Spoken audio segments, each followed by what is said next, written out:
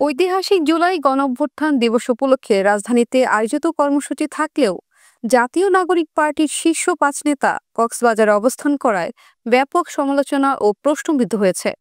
সামাজিক যোগাযোগ মাধ্যমে তাদের গোপন বৈঠকের গুঞ্জন ছড়িয়ে পড়লে দেশ জুড়ে উত্তেজনা ছড়িয়ে পড়ে। পিটার হাসের সঙ্গে গোপন বৈঠকের খবর অস্বীকার করলেও বিএনপি ও বিভিন্ন রাজনৈতিক মহল এই সফরকে দেশের মানুষের প্রতি বিশ্বাস ভঙ্গি হিসেবে উল্লেখ করে তীব্র সমালোচনা করেছে। বিএনপির শতাধিক নেতাকর্মী কক্সবাজারের সি পার্ল হোটেলের সামনে বিক্ষোভ করেন, যেখানে এনসিপির নেতারা অবস্থান করেন।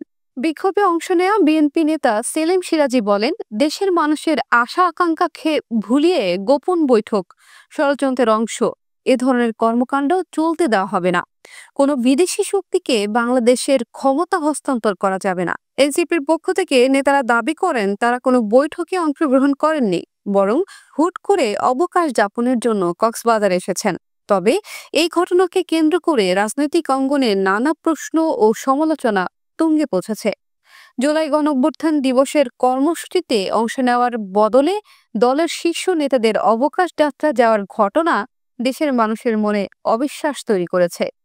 বিশেষজ্ঞরা বলছেন, এ ধরনের কর্মকাণ্ড দলের ভাবমূর্তি ক্ষুণ্ণ করেছে এবং জনগণের মধ্যে হতাশা সৃষ্টি করেছে।